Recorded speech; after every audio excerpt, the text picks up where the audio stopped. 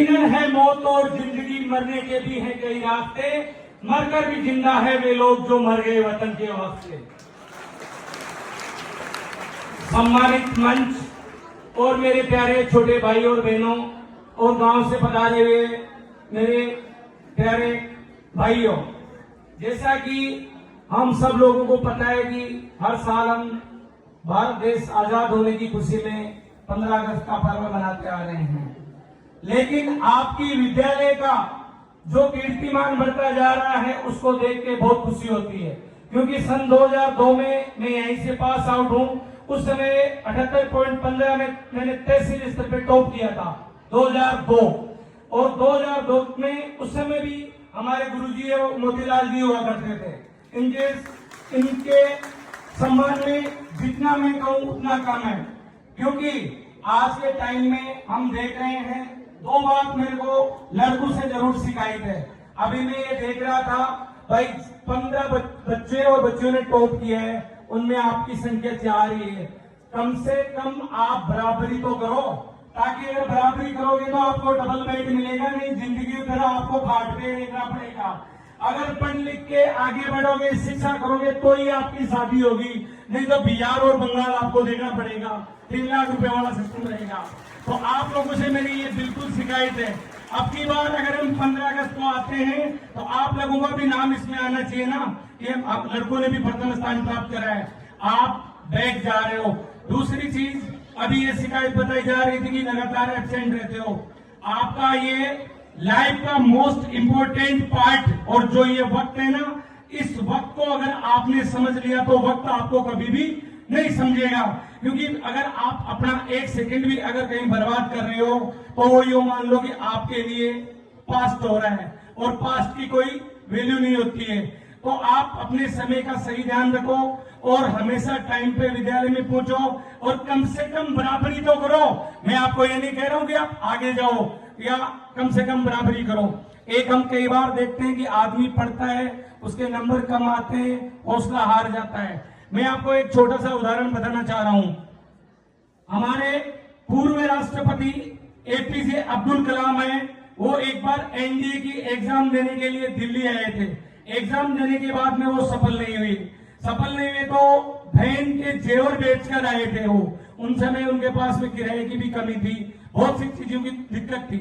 वो गंगा के घाट पे टहल रहे थे और अपने मन में विचार कर रहे थे कि यार बहन के गहने बेचकर आया हूं, मेरा एनडीए में सिलेक्ट नहीं हुआ, मुझे तो मर जाना चाहिए। वहीं एक साधु संत बैठे थे, वो विचार कर रहे थे कि ये बच्चा क्या क्या सोच रहा है। उनके मन में विचार आया और उन्होंने उसको आवाज दी और बोला कि आपको मैं काफी टाइम से देख रहा हूं, आप इधर उधर घूम रहे हो। उन्होंने साधु जी को जवाब दिया कि महाराज जी, मेरा एनडीए में सिलेक्शन नहीं हुआ और मैं मेरी बहन के गहने बेच के आया हूं।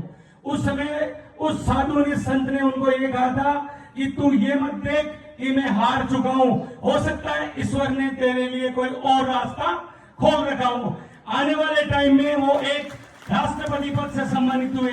आप कभी भी निराश मत हो, हारने का नाम और निशान आपके दिमाग में नहीं आना चाहिए कि मैं हार गया। नौकरी नहीं लगोगे कोई बात नहीं, सारे नौकरी नहीं लगते हैं, जिसके नसीब में नौकरी होती है वो नौकरी लग जाता है। प्राइवेट काम भी बहुत है, खेल भी बहुत है, क्रिकेट है। आप जिस खेल के अंदर अगर आपकी योग्यता है या आप जाना चाहते हो जिस फील्ड में, वो फील्ड चुने। बुराई का रास्ता कभी भी मत चुनना। चाहे भलाई में आपको 400 रुपए मिल रहे हो, वो 400 रुपए अगर बुराई के रास्ते से 4 लाख रुपए के बराबर होते हो, तो आप ये चीज बिल्कुल हमेशा ध्यान रखना, अच्छाई पे चलना।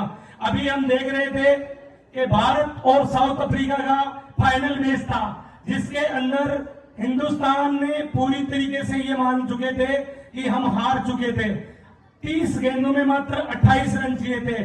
कोई भी आदमी ये नहीं चाह रहा था कि भारत देश जीत जाएगा, लेकिन भारत देश ने जीता ना हो। आप में जज्बात ऐसे होने चाहिए कि मैं कभी भी नहीं हारूंगा।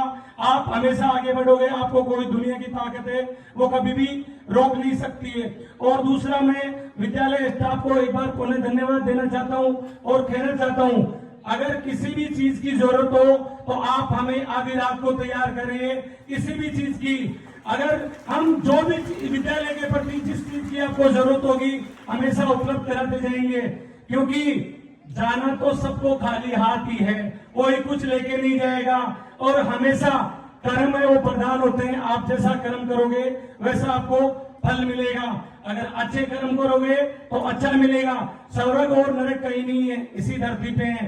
अगर हमारी पीठ पीछे अगर बात चल रही है तो आप ये मान के चलो कि हमारे में कोई अच्छाई होगी। बुराई की तो हमेशा ही बात चलती होगी, लेकिन जहां अच्छाई की बात चले तो ये समझ लेना कि आप सक्सेस हो। आप लोगों को देखकर बहुत अच्छा लगा है, बहुत आपने अच्छी मेहनत करी है और राष्ट्रीय स्तर के ऊपर आपने एक पहचान बनाई है। आप अपनी उम्मीदों को यूं ही बरकरार रखें। और अंत में मैं आप लोगों को पुनः एक बार धन्यवाद देना चाहता हूं। जय हिंद, जय भारत।